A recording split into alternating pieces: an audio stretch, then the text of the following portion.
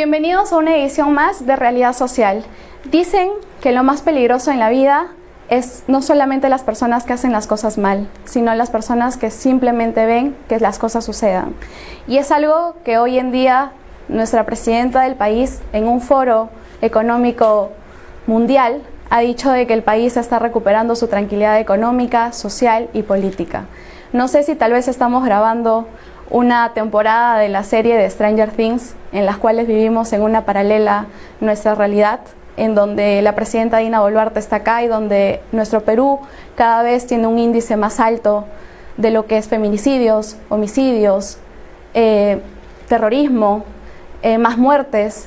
¿Qué es lo que realmente está pasando en nuestro país y cómo podemos afrontar nuestra realidad día a día? Y para eso, hoy día tenemos la presencia de un invitado muy especial, que es el doctor Pedro Angulo, que es político, es abogado, ha sido expresidente del Consejo de Ministros. Y, doctor, quiero empezar esta entrevista con usted con una noticia que ha fomentado mucho miedo, tanto en el periodismo, que ha sido la muerte de un periodista en Ica, que ha sido asesinado, o que ha sido productor, director del Canal del Sur. Entonces, ¿qué estamos viviendo en nuestro país, doctor?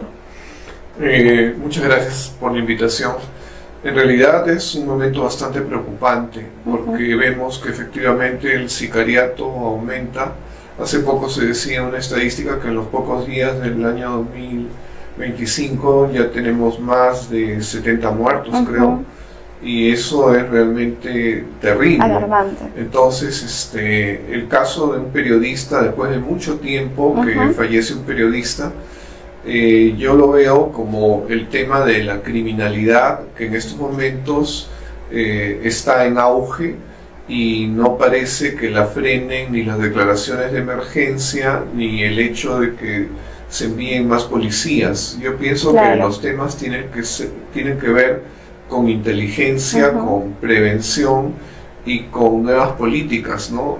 Yo sé que en el Perú hay personas que hace tiempo vienen investigando el delito.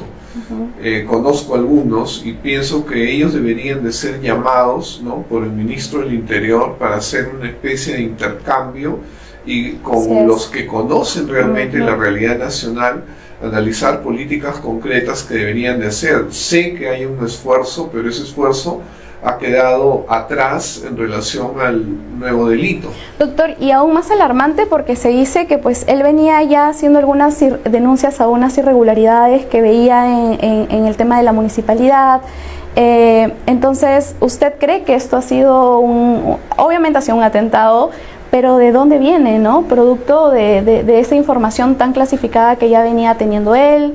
¿O cómo usted lo considera? Bueno, en principio se trata de un periodista de investigación. Él realizaba investigación y hacía denuncias atrevidas, pero con respaldo. Por eso es que él no lo tocaba ni tiene demandas por difamación. Él tenía instrumentos, tenía información. Ahora bien, hace años que él viene siendo amenazado. Hay amenazas del 2022. Le llegaban arreglos fúnebres, han tenido dinamitas que le han llegado también y notas amenazantes. El año pasado, en septiembre, han habido explosivos en la sede del canal, pero eso se supone que tuvo que ver con denuncias en relación al gobierno regional, a la municipalidad. Pero lo inmediato en relación a su muerte son los temas. Que él ha denunciado también extorsionadores de transportistas, y dos, el hecho de que él presentó un video en relación a una chica que esperaba a un coronel de Chincha, ¿no? Entonces, claro, eso es lo más inmediato. Pueden haber habido muchas cosas, pero no se tiene que retroceder tanto.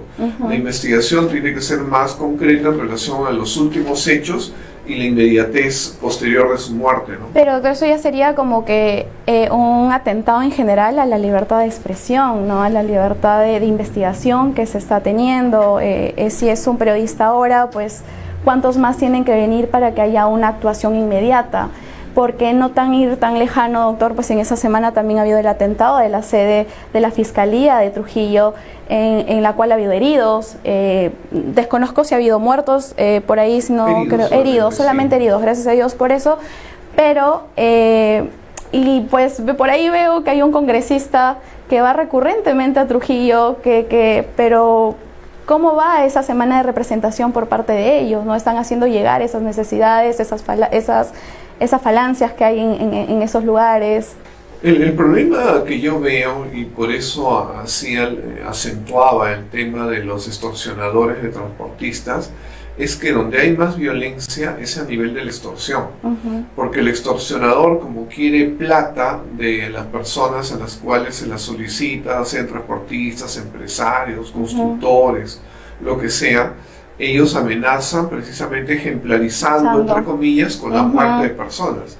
Y esto es lo que ha sido inclusive comparado con el uso del terrorismo, porque prácticamente lo es.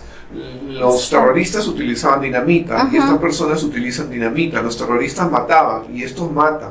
Entonces, es lo más parecido que tenemos, ¿no? Y diríamos que están utilizando los métodos del terrorismo para extorsionar, para someter la voluntad de la gente que no lo quiere hacer. Claro. Y el Estado tendría que respaldar a los ciudadanos que no quieren ser quienes alimenten económicamente a los delincuentes. Entonces, por eso es que yo veo que el tema de la violencia más directa no viene necesariamente de todos los funcionarios públicos que son denunciados y que son muchísimos, miles, sino en relación al tema de los extorsionadores. Estos sí matan. Entonces yo creo que por ahí tiene que ir la investigación. Claro, porque a raíz de esto, pues la Fiscal de la Nación también ha dado bastante énfasis y prioridad al tema de la detención preliminar, ¿no? Entonces, ¿usted también opina que es algo que sí deberíamos de darle más importancia a ello? Definitivamente que sí. Lamentablemente en el Congreso hay varias leyes que han debilitado la investigación.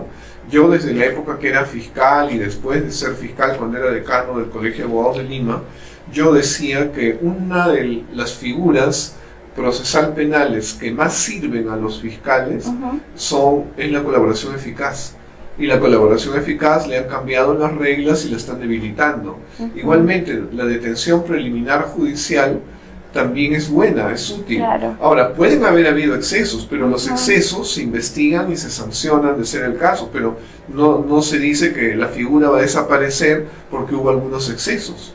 Claro, porque en realidad, como antes de entrar a la entrevista comentábamos, ¿no? De que no siempre va a funcionar algo que ha funcionado hace unos años, ni tampoco lo que funciona en el exterior, ¿no? Entonces, yo creo que esto hay que como que fomentar un poco de la concientización, de la educación ciudadana también. Por ahí vi un comunicado de la Fiscalía también, el hecho de que cómo podemos mejorar eso de que los agentes puedan llegar a tiempo y no llegar cuando las cosas ya sucedieron, ¿no? Porque yo creo que eso es lo que nos está fomentando mucho ese índice del terrorismo, no solamente de eso, porque estamos hablando también de feminicidios, doctor, eso es increíble, o sea, todas las semanas prender la televisión, ver pues fotos de mujeres pues desaparecidas. Entonces yo creo, o usted considera que este es un índice de un psicosocial. No, yo considero que está la realidad, o sea, la realidad es la que nos está señalando las muertes por sicariato, los feminicidios, son la realidad. Ahora, que esto pueda ser utilizado es otra cosa, ¿no? Pero lo cierto es que las muertes se están produciendo y hay distintos problemas. Hay problemas a nivel de la policía. Si el policía dice, no, arréglense ustedes, usted ya me vino a denunciar antes, después retira la denuncia.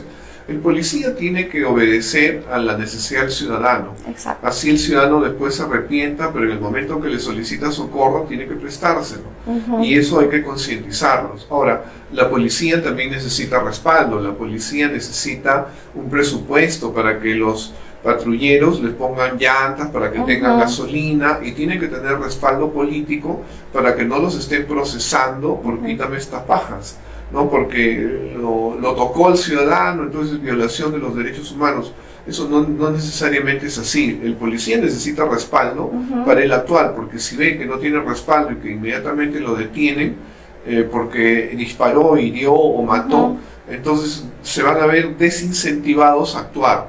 Entonces, las normas que respaldan a los policías están bien, pero también hay que impedir que por esas normas se den excesos por parte de la policía.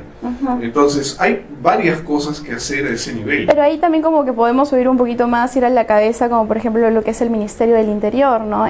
Lo preocupante que es la gran volatilidad del cambio del cargo.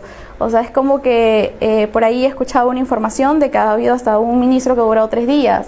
Entonces, ¿cómo podemos tener una continuidad de gestión teniendo tanta volatilidad sobre todo en un cargo ministerial tan valioso y tan importante, cuando estamos hablando de una inseguridad ciudadana demasiado alta? Y lo preocupante es que hasta nuestra presidenta, doctor, está reflejando índices muy distintos fuera de nuestro país. Yo creo que hay que aceptar nuestra problemática y empezar a buscar soluciones y sobre todo buscar a personas que sean capaces de poder asumir dichos cargos, ¿no? Usted que ha tenido pues el honor de poder en algún momento llegar a ser presidente del Consejo de Ministros, ¿qué es lo que usted considera que está faltando actualmente en estos cargos ministeriales? Bueno, definitivamente yo creo que el ministro del Interior no ha respondido adecuadamente a lo que esperaba la ciudadanía. En ese sentido se esperaba más de él y digamos eso que se esperaba y que es una distancia no se puede llenar con palabras. La realidad es que se tiene que escoger a una persona idónea, ¿no? Sería un cambio que debería de hacerse. Claro, porque ahora también hay que hablar de un trabajo en equipo, ¿no? No solamente señalar a alguien, sino que yo creo que también hay que tener como que un trabajo también en los gobiernos regionales, en las alcaldías, ¿no? No solamente pues viene del Ministerio del Interior, sino también pues de las Fuerzas Armadas. Ahora, el hecho del estado de emergencia, muchos dicen no, es un saludo a la bandera porque la presencia de las Fuerzas Armadas no hace nada. Entonces, se está haciendo una presencia pero ¿qué es lo que falta para que tenga valor y fuerza esa presencia? O sea, son varias cosas, ¿no? Por ejemplo, digamos, el estilo de un ministro del Interior, no digo que no tenga que ser confrontacional a veces, si lo tiene que ser, que lo sea, pero no es bueno que no se lleve bien con el Ministerio Público. No es bueno que no se lleve bien con el Poder Judicial, porque hay cosas en las que tienen que coordinar, igual con la Procuraduría. Entonces, se requiere mucha habilidad e inteligencia emocional para precisamente cumplir con este propósito, porque si van a estar enfrentándose y acusando de falencias a la Fiscalía o de que ellos los sueltan, cuando las normas que se ha dado por parte del Congreso impiden que se les retenga a las personas, en estos momentos no hay la detención preliminar judicial. Entonces, ¿cómo se le puede decir que la Fiscalía es la que se deja ir? No es así. Y ese estilo confrontacional lo que despierta son respuestas, represalia. Y esa no es la manera de trabajar. En principio se tiene que trabajar orgánicamente. Luego se tiene que tener un respaldo económico, presupuestario y también normativo. Y no retroceder sobre esas normas que son necesarias. Lamentablemente, pues el Congreso no ha dado las normas que eran necesarias. Ahora, doctor, se habla de un marco macroeconómico multianual, ¿no? ¿Usted cree que se puede evidenciar el verdadero gasto que se tiene que gestionar en aquellas carteras? Porque muchas municipalidades al finalizar el año devuelven una cantidad demasiado fuerte en la cual, ¿por qué no lo usaron o cómo sustentan eso, no? Yo creo que ahí hay un tema de falta, no sé si la palabra exacta sea fiscalización o colaboración, ¿no? Porque el Estado en realidad tiene que auxiliar, me refiero al gobierno central, a las municipalidades y regiones que exhiben incapacidad en el gasto, ¿no? Porque esa es la palabra. Claro. Hace tiempo que nos quejábamos de que prácticamente los presupuestos los hacen en monumentos, ¿no? El monumento al sombrero, el monumento a la sandalia, y finalmente no se trata de eso, porque hay muchas necesidades en zonas que son vulnerables y con personas que realmente están subalimentadas. Los niños tienen problemas de anemia. Entonces, esos temas tendrían que ser los primeros en orientarse por parte del gobierno central a todas las regiones, para que realmente puedan hacer política pública. Eso no se está haciendo. Y si se les abandona, se centra la intención o los objetivos en otras cosas, entonces al final se va a producir lo mismo que se ha producido hace varios años, se está repitiendo. Claro. La pregunta es qué se ha hecho desde el gobierno central para orientar a los gobiernos regionales y municipalidades. El tema tan fuerte que es hablar de la descentralización en realidad, ¿no? Que aún lo seguimos teniendo, ¿no? Hacemos un corte y regresamos para entrar un poquito al ámbito político.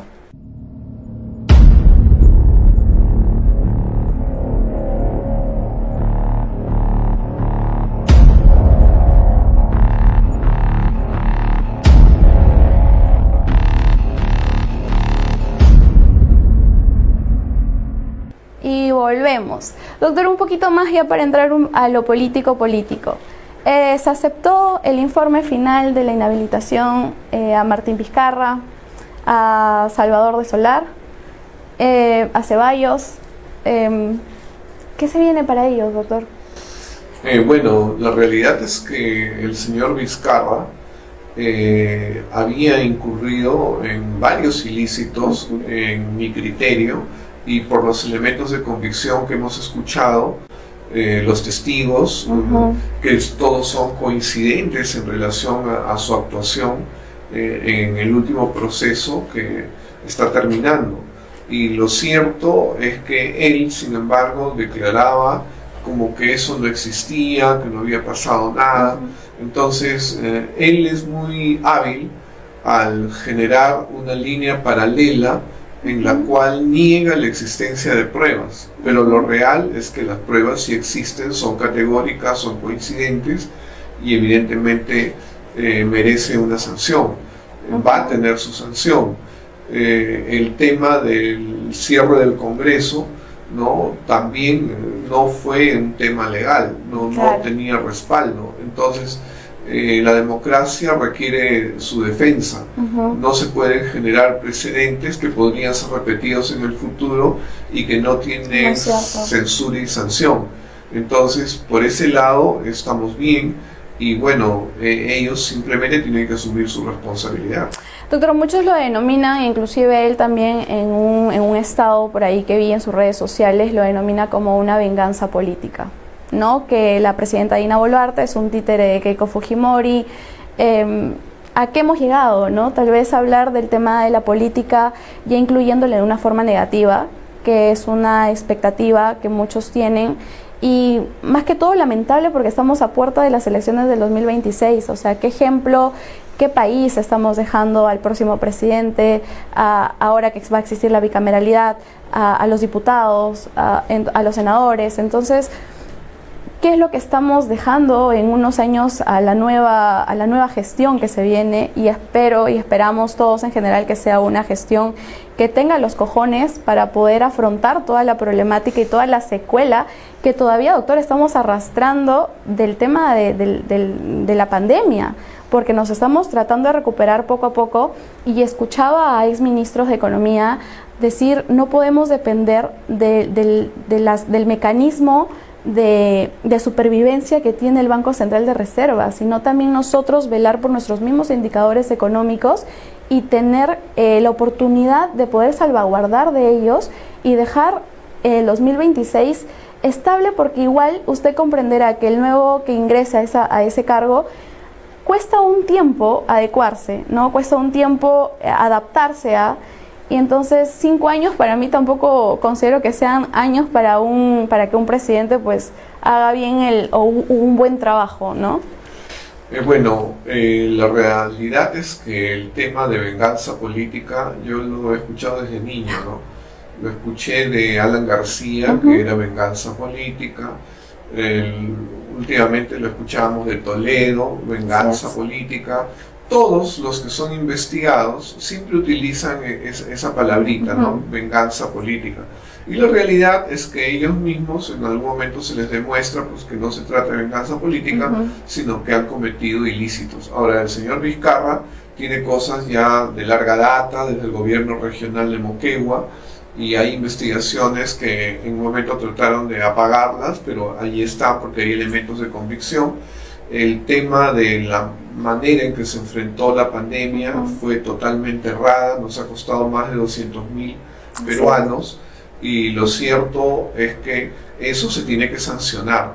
Lo que él ha hecho, lo que hicieron sus ministros de salud, fue gravísimo, ¿no? Yo he escuchado que uno decía, no, no pasa nada, que acá no hay nada, y después empezaba a morir la gente.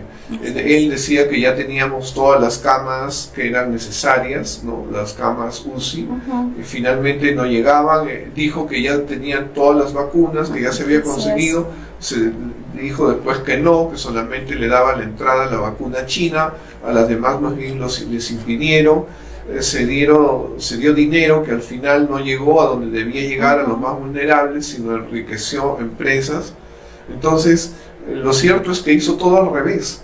Y se revistió de un periodismo servil a sus intereses, que recibió, como dicen, la mermelada, y que siempre ha levantado su imagen, o no lo han tocado, miran para otro lado cuando se trata de él. Entonces, eso es algo que tiene que sancionarse, eso es algo que hay que señalarlo. Y yo creo que eso lo podemos esperar del buen periodismo.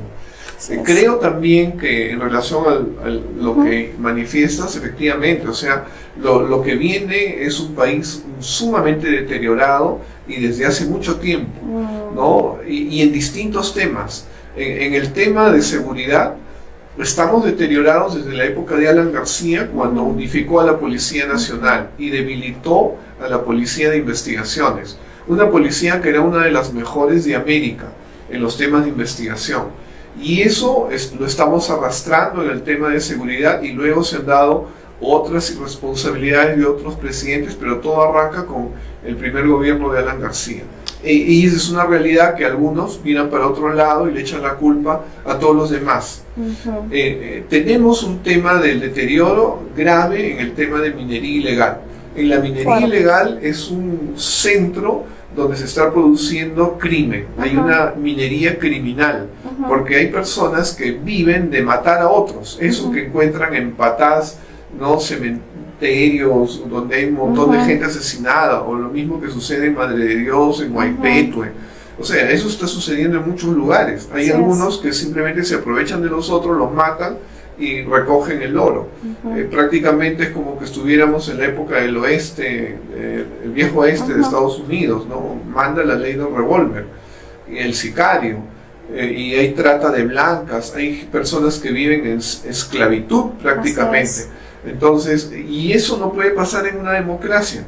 Hay todo un enclave, y en vez de corregir el tema, el Reinfo, que es el núcleo de todo, porque las personas que están con el pretexto de inscripción en el Reinfo, así les encuentran dinamita, que luego aparece pues en los extorsionados, ¿no? En las casas de los extorsionados explota. ¿De dónde viene?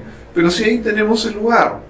Entonces, aquí vemos que las instituciones no están respondiendo a las necesidades de los ciudadanos, están actuando en contra, y cada vez el país está más deteriorado.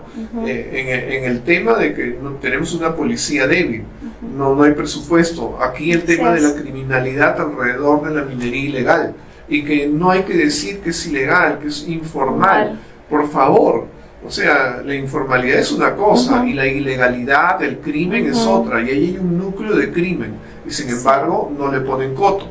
¿Por qué? Porque la gente se levanta, que me toman la carretera. O sea, cuando uno es gobierno, uno tiene que enfrentar esas cosas.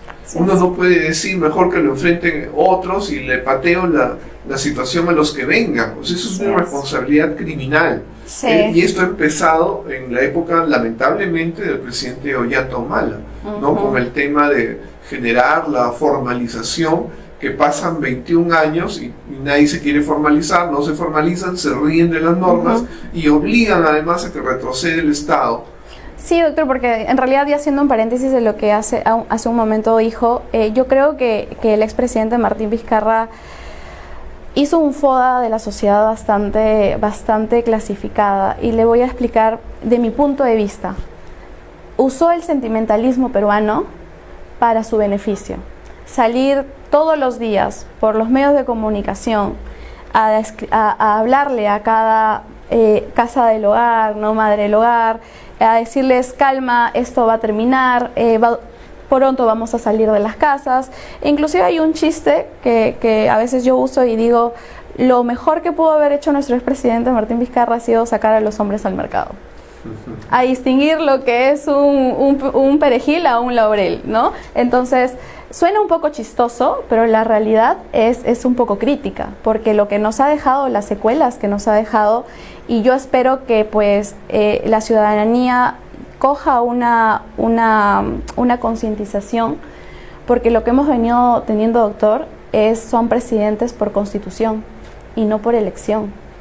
Y eso es porque estamos teniendo una grave información, una falta de información para saber escoger.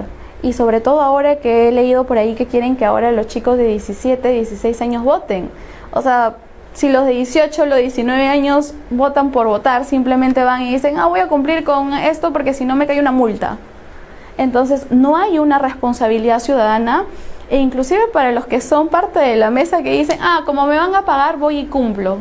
O sea, desde ahí estamos velando o estamos observando esa responsabilidad por parte de nosotros, ¿no? Entonces, ¿qué esperamos de los entes, de los funcionarios públicos, si nosotros también como ciudadanos estamos fallando? Y doctor, yo con esa experiencia que usted y que está teniendo ahorita en la entrevista conmigo, ¿qué le aconsejaría a los jóvenes? Definitivamente analizar el país, que no crean en lo que les dicen, ni siquiera en lo que yo digo.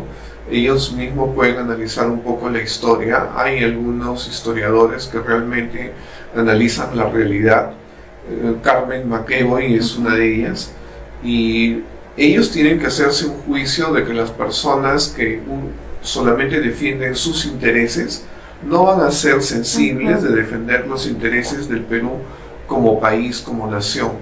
Hay muchos políticos que solamente son oratoria, hay otros políticos que son regalo, ¿no? Pienso que los que antes daban 100 soles a las personas por su voto estarán pensando en darles obsequios a los jóvenes. Exacto. Entonces, hay otros que simplemente hacen demagogia, hay algunos que de repente los jóvenes los conocen, pero el hecho de conocerlos no significa votar por quienes conocen.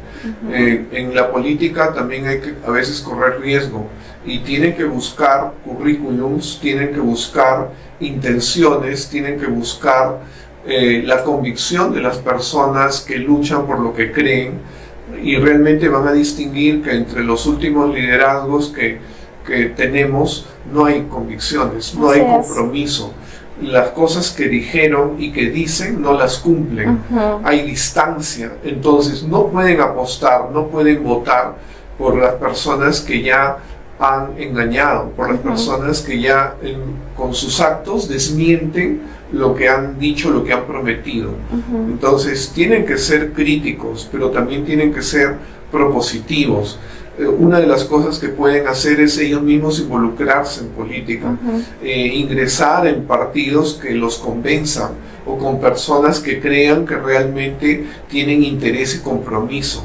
Y si descubren que no es cierto, sálganse. No tienen por qué seguir permaneciendo por una malentendida fidelidad o lealtad con líderes que realmente son de paja, ¿no? Tienen que ellos buscar sus orientaciones, y así como todos los seres humanos nos equivocamos, tienen que corregir. Por el hecho de que pertenecieron a un partido, ingresaron o tuvieron amigos, no pueden seguir siendo aquellos que engañan, de aquellos que mienten, de aquellos que tienen que defender lo indefendible para que una opción política permanezca. Sobre todo, doctor, yo creo que partidos que puedan orientarle a entender de política y no a utilizarlos, ¿no? Porque yo creo ahora que van a venir las elecciones, hay muchísimos partidos políticos inscritos en las cuales la mira lo tienen en la juventud, y es nuestra realidad. Entonces, sobre todo decirles a ellos que tengan y que escojan ellos mismos su ideología acorde al avance y a la experiencia que ha tenido el país durante años, ¿no? Porque estamos cambiando, me hubiera gustado decir positivamente, pero todavía estamos teniendo un vaivén, hasta muchos incluso dicen que estamos todavía en un piloto automático, y la verdad, doctor, que es un poco crítico hablar de esos temas, tanto político como social, e inclusive cómo nos está afectando en la parte económica. Ya para finalizar, doctor, muchos dicen que Dina Boluarte dé un paso al costado. ¿Qué tan efectivo qué tanto afectaría esa decisión que muchos pues especulan, ya casi corriendo el año del 2025 y ya a puertas de unas nuevas elecciones? Yo creo que eso no serviría de mucho, porque lo cierto es que las opciones políticas ya son demasiadas, las opciones políticas van a dispersar el voto.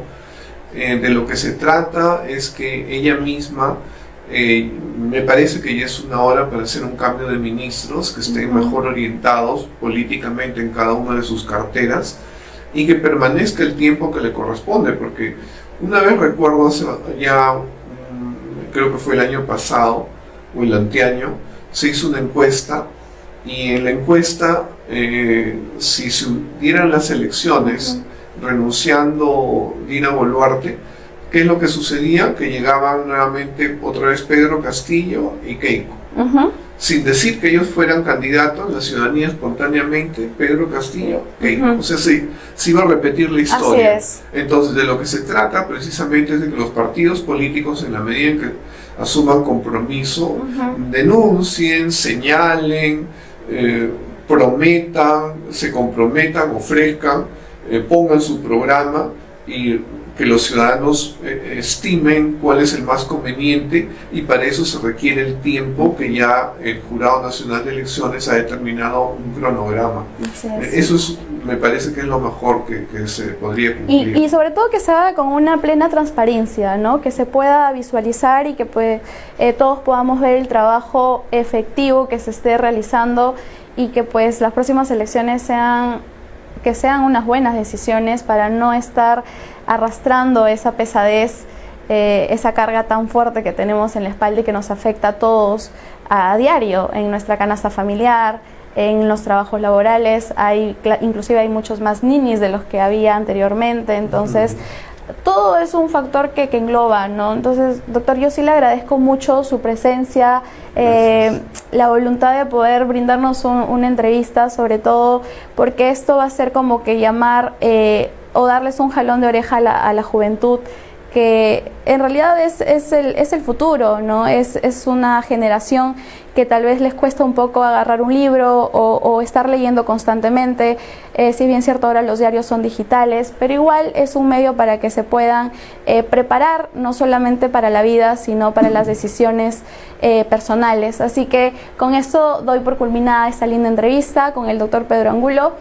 Igual les hago mención que este programa se llama Realidad Social, y voy a estar llegando a cada rincón en el sentido de estar visitando a ollas comunes y asentamientos humanos, para que ustedes también puedan visualizar la realidad de nuestro país y que esto llegue a cada funcionario público y tenga una validez de cada afirmación que tengan que dar, tanto en nuestro país y fuera de nuestro país, porque lo que en realidad importa es que el Perú tenga o esté otra vez valorizado como debe de ser. Hasta la próxima.